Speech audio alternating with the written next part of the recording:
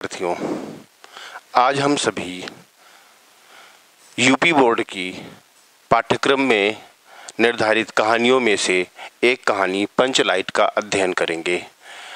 मैं राजेंद्र कुमार वाजपेयी, प्रवक्ता Hindi, Omkareshwar Saraswati Vidya Niketan inter college Kanpur, आप सभी के समक्ष पाठ अध्यापन हेतु उपस्थित हूँ।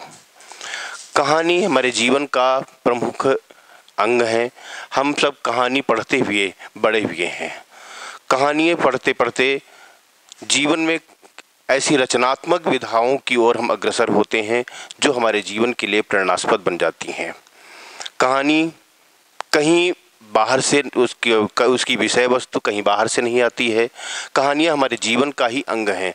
हम सभी उसके एक पात्र हैं, हम सभी उसके कथा वस्तु हैं और हम सभी उसके कथोपकथन हैं। उसके संवाद भी हमारे जीवन से संबंधित होते हैं, उसकी कथा वस्तु भी हमारे जीवन से संबंधित होती है और हमारे बीच में ही कोई उसका एक पात्र बन जाता है। हम सब उसके पात्र बन जाते हैं। कहानी जीवन में प्रत्येक स्तर पर हमारे लिए प्रेरणा का विषय होती है। पंचलाइट कहानी भी उसी प्रकार से है। न जाने कितनी कहानियाँ, कितने प्रकार की कहानियाँ अपने जीवन में हमने पढ़ी होंगी। पंचलाइट जिसका हम आज अध्ययन करने जा रहे हैं, ये एक आंचलिक कहानी है जिसमें किसी एक अंचल विशेष से, किसी एक क्षेत्र विशेष की कथा वस्तु को लेकर के, वहाँ के विभिन्न प्रकार की विशेषताओं को लेकर के लेखनीबद्ध, उस साहित्यिक विधा में लेखनीबद्ध किया जाता है। पंचलाइट भी सुप्रसिद्ध आंचलिक इतिहास कहानीकार, उपन्यासकार, साहित्यकार फणीश्वर नाथ रेणु द्वारा रचित एक आंचलिक कहानी है।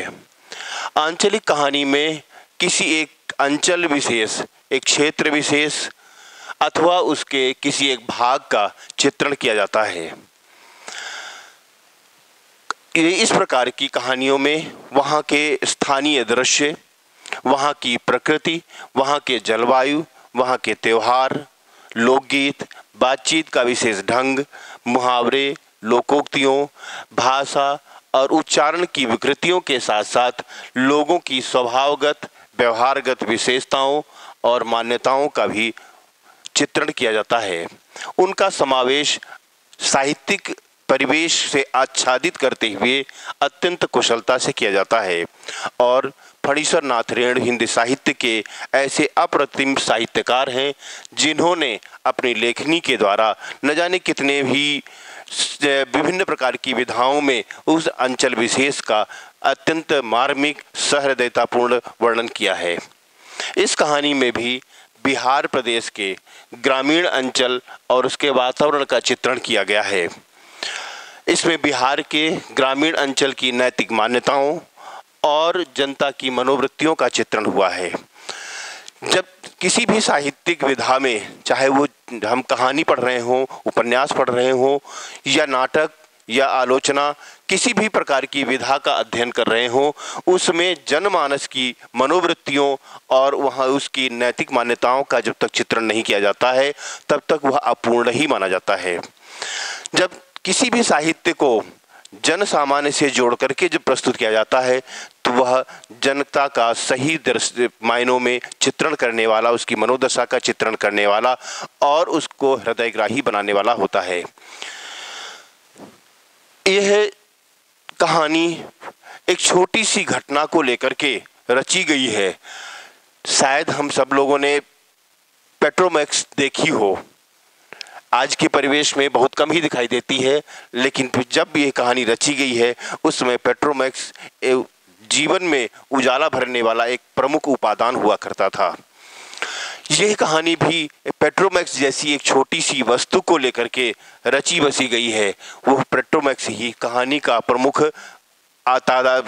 उदाहरण बन गया, जिसे वो सामान्य भाषा में, अपनी भाषा में पंचलाइट कहते हैं, क्योंकि इस कहानी को उस क्षेत्रीय भाषा में, क्षेत्रीय अंचल के रूप में प्रस्तुत किया गया है, इसलिए उस भाषा के शब्दों का भी बहुत अधिक प्रयोग किया गया है। उस पंचलाइट को लेकर के रची हुई कहानी में दूसरी टोली का व्यक्ति उसको कहानी को नहीं जला सकता है, इसलिए क्योंकि छोटी छोटी घटनाओं को लेकर के पूरा परिवेश अनेक प्रकार की मान्यताओं में जकड़ा हुआ होता है। परस्पर ईर्ष्या द्वेष एक दूसरे के निकट जाने के लिए अनुमति नहीं प्रदान करते हैं। एक टोली का पेट्रोमैक्स दूसरी टोली का व्यक्ति नहीं जला सकता है, क्योंकि इससे उस टोली का अपमान होता है, अनादर समझा जाता है। कहानी में स्थानीय बातचीत के विशेष ढंग ने उसे आंचलिक रूप प्रदान किया है। जैसे संवाद नंबर 1 कहा गया है, सरदार ने अपनी स्त्री से कहा, सांझ को पूजा होगी, जल्दी से नहा धोकर चौका पीढ़ा लगा देना। चौका पीढ़ा शायद उस अंचल विशेष की भाषा को, वहाँ की लोक मान्यता को और उनकी मनोवृत्तियों को प्रकट करने वाली होती है। पेट्रोमैक्स जैसी छोटी सी वस्तु को लेकर के इतना सारा व्यवस्था करना, इतनी सारी व्यवस्थाओं को लेकर के उसके प्रति हमारा जो समर्पण भाव है, उसके प्रति जो हमारा श्रद्धा भाव है, उनको लेकर के इस प्रकार के शब्दों का इस्तेमाल किया गया है। संवाद नंबर 2 कहता है, दुकानदार ने नौकर को डांटते हुए कहा, क्यों रे, दीवान जी की आंख के आगे धुरखेल करता है। धुरखेल भी स्थानीय शब्द है, जिसको हम कहें कि आंखों में धूल झोंकना। इस प्रकार के अनेक शब्दों का प्रयोग उस पूरी कहानी में हुआ है। कहानीकार ने ग्रामीण अंचल के रीति रिवाजों, वहाँ के अंधविश्वासों और रूढ़ियों का विशिष्ट चित्रण किया है, क्योंकि आज भी बहुत सारा ग्रामीण परिवेश न जाने कैसे कैसे जो समय से विपरीत जा रही मान्यताओं को आज भी अपने में समेटे हुए है। उन अंधविश्वासों में आज भी समाज जकड़ा हुआ है। रूढ़िवादिताओं का आज भी हम अनुसरण करते जा रहे हैं, जिनका समाज में आज कोई उपयोग नहीं रह गया है, कि उनका कोई अस्तित्व नहीं रह गया है। पंचलाइट आने पर उसका पूजन, कीर्तन, प्रसाद वितरण आदि इसी अंधविश्वास का परिचायक है। इन अंधविश्वासों के कारण ही बहुत सारा ऐसा जो ग्रामीण परिवेश है वो आज प्रगति नहीं कर पा रहा है, प्रगति के पथ पर अग्रसर नहीं हो पा रहा है। जहां समाज मुख्य धारा में आगे बढ़ रहा है, ग्रामीण परिवेश में बहुत सारे ऐसे अंचल हैं जो आज भी पुरानी मान्यताओं में जकड़े हुए हैं, जिसके कारण आगे बढ़ना संभव नहीं हो पा रहा है। कहानी का सार लेते हुए कहानीकार ने दिखाया है कि रामनवमी के मेले में इस बार महतो टोली, तरह तरह की टोलियों में सारा समाज बटा हुआ है, मोहल्लों में बटा हुआ है। उसी प्रकार से महतो टोली भी उस गांव में एक थी, जिसने यह तय किया था कि इस बार रामनवमी के मेले से एक पेट्रोमैक्स खरीदा जाए, जिसको स्थानीय भाषा में पंचलैट कहते हैं। इस प्रकार महतो टोली ने भी अब की बार पेट्रोमैक्स खरीदा। इसे वे अपनी भाषा में पंचलैट कहते हैं, और उसे खरीदने के पश्चात जो पैसा बचा उनसे उन्होंने पूजन सामग्री खरीदी। ये ग्रामीणों की हृदय की पवित्रता ही है कि लोगों द्वारा इकट्ठा किया गया सारा धन उस सार्वजनिक कार्य में खर्च हो जाए, किसी को व्यक्तिगत रूप से उसको खर्च करने का अवकाश न मिले। इसलिए जो भी पैसा उनका बचा उसलिए पूजन सामग्री उसके प्रति श्रद्धा व्यक्त करते हुए उन्होंने खरीदी। पंचलैट आने की खुशी में कीर्तन का आयोजन किया गया। ये भी हमारी सामाजिक मान्यताओं का परिचायक है, हमारे अंधविश्वासों का परिचायक है कि छोटी सी बात को भी हम कितनी श्रद्धा से लोगों के समक्ष प्रस्तुत करते हैं। सारे लोग इकट्ठे हुए, कीर्तन के आयोजन में इकट्ठे हुए, और उसे किसके द्वारा जलाया जाए यह प्रश्न हुआ, क्योंकि अभी तक सारे ग्रामीण ऐसी विचित्र वस्तु के से अनजान ही थे। यद्यपि उस गांव की विभिन्न टोलियों में सबके पास अपना अपना पंचलाइट था, लेकिन जिस टोली ने इस बार पंचलाइट खरीदा शायद उसके पास नहीं था, इसलिए उसके लोग इसे जलाने की विधा से भी अवगत नहीं थे।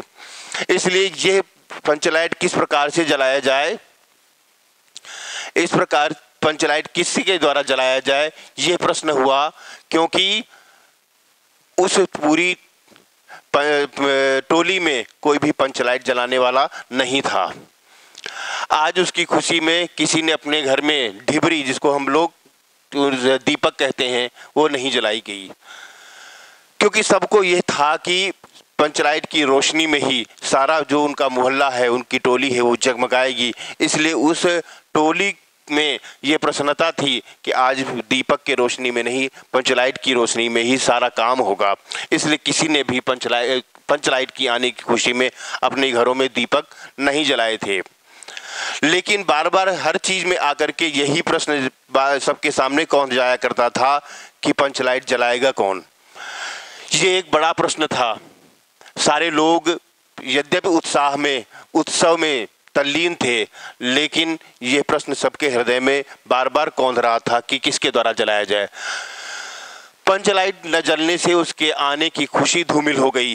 जितने उत्साह से उन्होंने पंचलाइट खरीदा था, जितने उत्साह से पंचलाइट वो अपने घरों में लेकर के आए थे, अपने समाज में, अपने परिवेश में, अपने मोहल्ले में लेकर आए थे, वो सारी खुशी एक झटके में ही काफूर हो रही थी। क्योंकि सारी टोलियों के लोग अब उपहास करने लगे थे। राजपूत टोली के लोगों ने भी वहाँ के पंचों का अनादर करते हुए मजाक उड़ाने लगे और कहने लगे कि पंचलाइट के सामने कान पकड़ करके उठक बैठक करो, निश्चित रूप से वह जलने लगेगा। ऐसी उपहासपूर्ण, व्यंग्यपूर्ण बातों को सुन सुन करके सारे लोग परेशान हो रहे थे। फिर भी सभी का धैर्य डगमगा नहीं रहा था। सब अपने धैर्य को बनाए हुए थे और लोगों के उपहास को सहन कर रहे थे। राजपूत टोली के लोगों ने मजाक उड़ाना शुरू किया और कहने लगे कि किसी के द्वारा उसे जलवा लिया जाए, लेकिन यह अनादर का विषय था कि किसी के द्वारा पंचलाइट जलवाना पड़े। सारे लोगों ने धैर्य से उस अपमान को सहन करते हुए भी उस प्रश्न का उत्तर तलाशने लगे। वहीं पर उस टोली की ही गुलरी काकी और उनकी बेटी मुनरी, जो इस कहानी का प्रमुख पात्र हैं, उनके चारों ओर ही इस कहानी की कथा वस्तु घूमती है। वो भी बैठी हुई थी, जिन्हें पता था कि पंचलाइट जलाने वाला कौन है। उनकी टोली में ही कोई न कोई ऐसा है जो पंचलाइट जलाना जानता है। उसका नाम गोधन था। गोधन भी कहानी का एक बड़ा प्रमुख पात्र है। उस गोधन का यद्यपि पंचों ने बहिष्कार कर रखा था, जिसे लोग अपनी भाषा में हुक्का पानी बंद करना कहते थे, किसी एक कारण से उसका हुक्का पानी बंद करके जिस सामाजिक बहिष्कार कर दिया गया था, वो यद्यपि पंचलाइट जलाना जानता था, और लेकिन सारे लोग सोच में पड़ गए कि उसे बुलाया जाए या नहीं। क्योंकि जिसे समाज ने बहिष्कृत कर रखा हो, उसे अपने समाज में किस प्रकार से बुलाया जाए और अपने स्वार्थ सिद्धि के लिए बुलाया जाए, यह भी किसी से को आज्ञा नहीं हो रही थी। किसी का हृदय इस बात के लिए आदेश नहीं कर रहा था कि उसे अपने स्वार्थ के लिए बुलाया जाए, क्योंकि पंचायत ने उसे उसका हुक्का पानी बंद कर रखा है, जिसे हम सामाजिक भाषा में बहिष्कृत करना, समाज से बहिष्कृत करना कहेंगे। लेकिन अंत में उसे बुलाने का निर्णय लिया गया, क्योंकि कहा गया, सरदार ने कहा कि जब जाति की का सम्मान ही नहीं बचेगा, जाति की प्रतिष्ठा ही यदि दांव पर लग गई हो, तो ऐसे विषय पर समाज में उसका बहिष्कार समाप्त करके उसे बुलाना ही उचित रहेगा। क्योंकि जब हमारा परिवेश रहेगा, हमारा समाज रहेगा और हम स्वयं रहेंगे, तभी हम किसी और के वजूद को, उसके मान सम्मान को बनाए रखने में संभव हो सकेंगे। सरदार ने अपनी बात को पलटते हुए, उस सामाजिक बहिष्कार को समाप्त करते हुए, अपने समाज के छड़ीदार को उसके कहने पर बुलाने भेजा, लेकिन वो नहीं आया। छड़ीदार के कहने से वो बुलाने पर भी नहीं आया और उसने मना कर दिया और ये कहा कि ये कील कब्जे वाली चीज़ है, यदि कुछ ऊंच नीच हो जाए, उसमें कुछ बन बिगड़ जाए, तो उसका हर्जाना कौन देगा, क्योंकि इसी पंचायत ने उसके ऊपर पहले भी जुर्माना लगा रखा था और जुर्माना न अदा करने की कारण ही उसका सामाजिक बहिष्कार किया गया था। इसलिए छड़ीदार को भेजने पर भी वो छड़ीदार के साथ नहीं आया। आखिर में ये तय किया गया कि गुलरी काकी, जो कहानी का प्रमुख पात्र हैं, वे स्वयं जाएंगी और वे स्वयं उसके झोपड़ी में गईं और उससे जाति के प्रश्न पर उसको अपने साथ ले आईं, क्योंकि उसे भी कहीं न कहीं जाति की प्रतिष्ठा का एहसास हो रहा था। गोधन ने पंचलाइट में तेल भरा, जिसे वो किरासन कहते हैं अपनी भाषा में।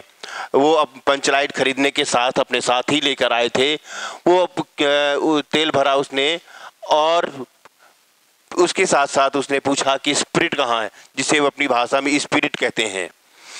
उस स्पिरिट का प्रश्न आने पर एक बार फिर से सबके चेहरे उदास होने लगे, क्योंकि इसका नाम तो पहले उन्होंने कभी सुना ही नहीं था और इसके बारे में उनको पता भी नहीं था कि इसकी भी आवश्यकता शायद पड़ेगी। इसलिए वो स्पिरिट भी लेकर के साथ में नहीं आए थे। स्पिरिट के नाम से एक बार सारे लोगों में फिर से उदासी छा गई, क्योंकि अभी जो उत्साह सबके अंदर पैदा हो रहा था कि शायद कहाँ कि वो पंचलाइट जल जाएगा, हमारा पेट्रोमैक्स जल जाएगा और सारी हमारी जो टोली है वो प्रकाश से भर जाएगी। लेकिन एक बार फिर से स्पिरिट के नाम पर उदासी छाने लगी।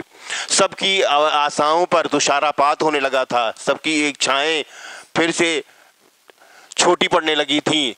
लेकिन गोधन जो अपनी बात के लिए बड़ा धनी था, उसने स्पिरिट के अभाव में गरी का तेल मांगा और गरी के तेल से ही उस पंचलाइट को जलाया। पंचलाइट की जलने से सारे लोगों के अंदर खुशी भर गई और सभी ने, सरदार ने भी उसे अपने गले से लगाया कि तुम बड़े ही उत्साही और बड़े अच्छे लड़के हो समाज के, क्योंकि तुमने स्पिरिट के अभाव में गरी के तेल से ही उस पंचलाइट को, जिसे वो पेट्रोमैक्स कहा गया, उसे जला दिया था। पंचलाइट के जलने से सभी लोगों में बहुत अधिक प्रसन्नता भर गई। सारे लोगों में प्रसन्नता की लहर दौड़ गई। सारे लोगों का उत्साह दुगना होने लगा। सबके दिल का मैल दूर हो गया, क्योंकि जो अभी उदासी का मैल था, जो दुख का था, जो विषाक्तता थी, वो सारी अब दूर होने लगी थी धीरे धीरे। सारे लोग उसके आने पर उत्साहित होने लगे। सारा जो उनका जो दुख था, विषाद था, जो दूसरे लोगों का उपहास जनित विषाद था, वो सारा दूर हो गया। कीर्तनिया लोगों ने एक स्वर में महावीर स्वामी की जय ध्वनि की और अपने मन में उत्साह का दोगुना संचार किया। कीर्तन प्रारंभ हो गया। गोधन ने सबका दिल जीत लिया था, क्योंकि उसने जात की प्रतिष्ठा रखी थी। मुनरी ने बड़ी ही हसरत भरी निगाहों से गोधन की ओर देखा। सरदार ने गोधन से कहा, तुमने जात की इज्जत रखी है, तुम्हारा साथ खून माफ, खूब गाओ सलीमा का गाना, जिसे वो सिनेमा, उनका कहने का तात्पर्य सिनेमा है, क्योंकि इस सिनेमा के गाने के कारण ही उसका सामाजिक बहिष्कार किया गया था। वो आते जाते उस बालिका, जिसे मुनरी कहा गया है, जो एक कहानी का प्रमुख पात्र है, उसके घर के सामने से निकलते हुए वह सिनेमा का गाना गाया करता था, सलम सलम करके, जिसे वो कहानी के में ये इसका आया है कि वो इस तरह का गाना गाता था, जिसे सुन करके उस पंचायत के लोगों ने उसका सामाजिक बहिष्कार किया था। इस प्रकार से आज उसका सामाजिक बहिष्कार समाप्त हुआ था और सरदार ने उसे सिनेमा का गाने की छूट दे दी थी। अंत में गुलरी काकी ने उसे रात्रि भोज पर बुलाया और गोधन ने मुनरी को फिर देखा। लज्जा से उसकी पलकें झुक गईं। दोनों आपस में मिले और इस प्रकार से कहानीकार ने इस कहानी के माध्यम से परोक्ष रूप से ग्राम सुधार की प्रेरणा दी है, क्योंकि आज भी बहुत सारे ऐसे परिवेश हैं जिनमें सुधार की अपेक्षा है। बहुत सारे ऐसे क्षेत्र हैं जिनमें सुधार की अपेक्षा है, सुधार आवश्यक है। इसलिए लेखक ने यद्यपि बहुत सारा उसमें परिवेश दिया है, लेकिन आवश्यकता इस बात की है कि अभी भी सुधार किया जाए।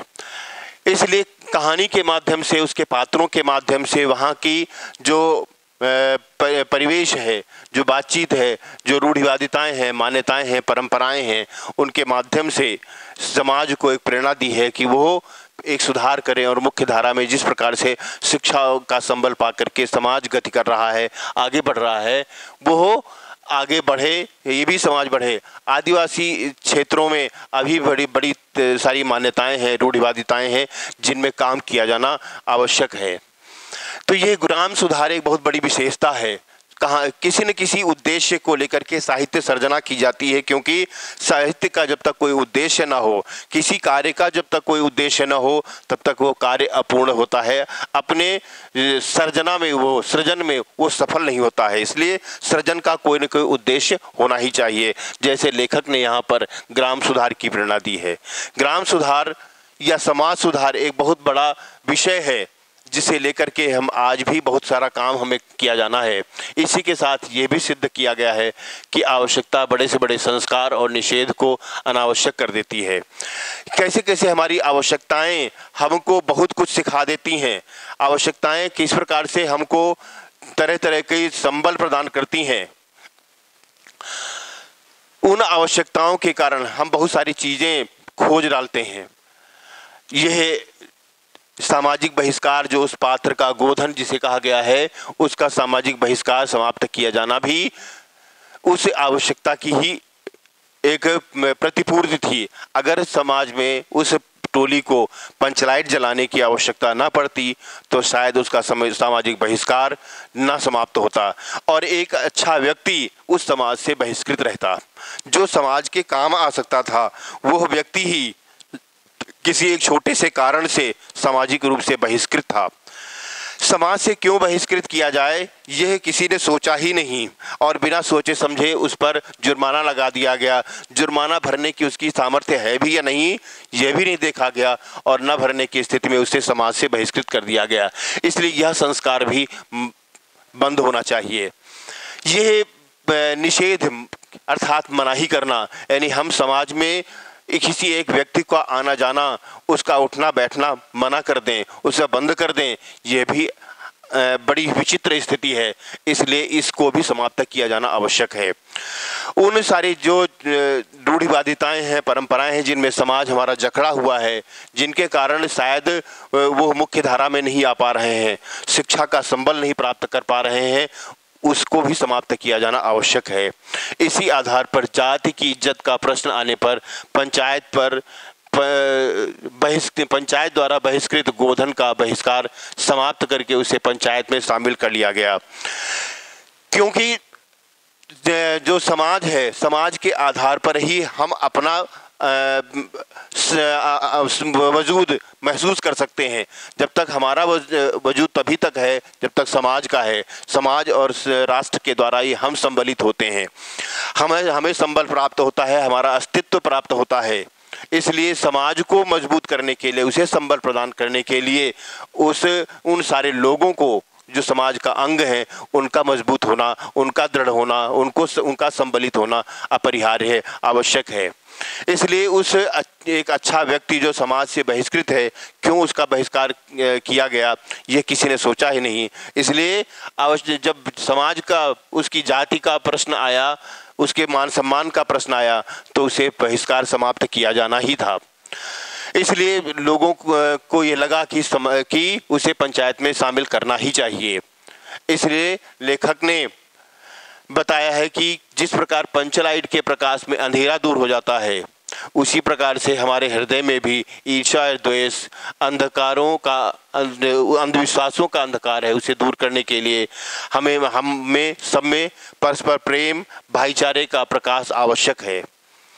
जैसे जैसे कहानी आगे बढ़ती है, उसके पात्रों के द्वारा ही सारी चीजें अपने आप में प्रकट हो जाती हैं कि हम एक बड़े उद्देश्य को लेकर के काम कर रहे हैं। उस पंचलाइट कहानी का उद्देश्य केवल मनोरंजन करना, एक साहित्य प्रदान करना ही नहीं है, बल्कि एक बहुत बड़ा उद्देश्य उसके द्वारा पूरा होना है।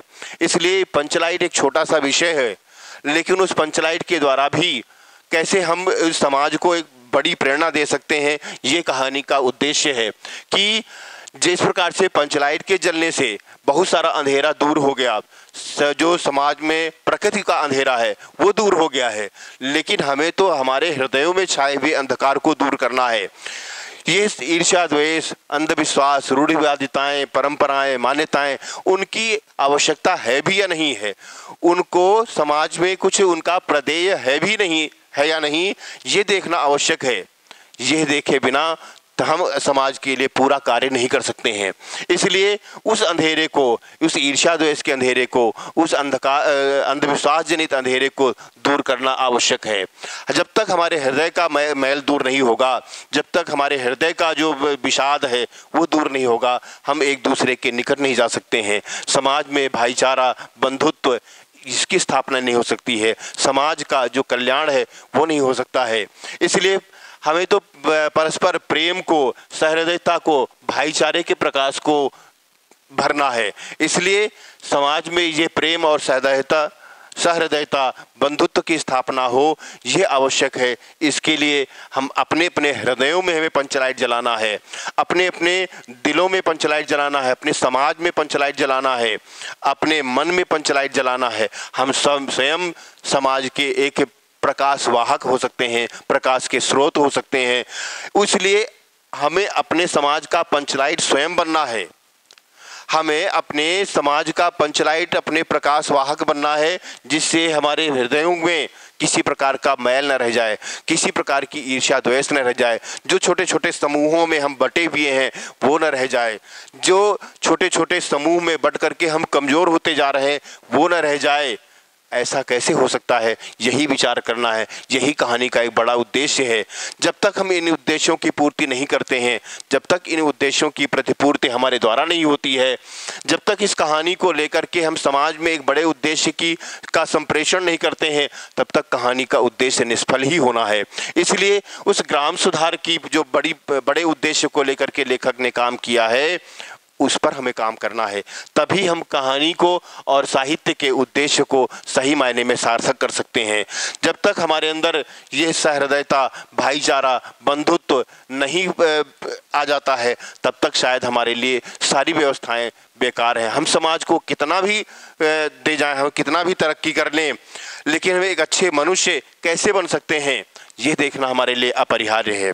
ये हमारे लिए बड़ा आवश्यक विषय है कि समाज को हमने दिया क्या है, समाज के निमित्त हमारा जीवन का उद्देश्य क्या है, ये देखना आवश्यक है। इसलिए ये आपस में जो प्रेम है, सहृदयता है, भाईचारा है, ये प्रकाश भरना है।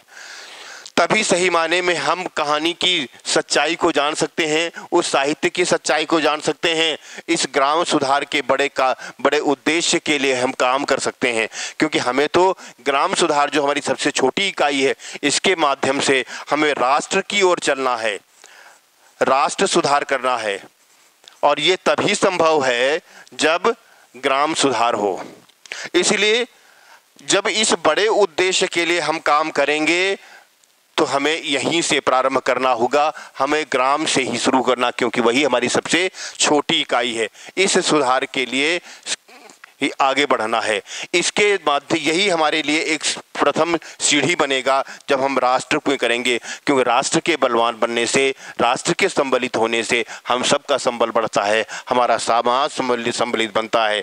इसलिए आवश्यक है कि हम इसको आगे बढ़ाएं और किसी प्रकार से अपने बीच में कोई हमारा गोधन जो समाज से बहिष्कृत है, वो फिर से इस प्रकार का कोई दंश ना सहन करे, उसे बहिष्कार का दंश ना सहन करना पड़े। इसलिए ऐसी कोई स्थिति समाज में ना आने पाए, ऐसी कोई परंपरा हमारे बीच में ना रहे जो इस प्रकार से फिर से किसी गोधन को जन्म दे।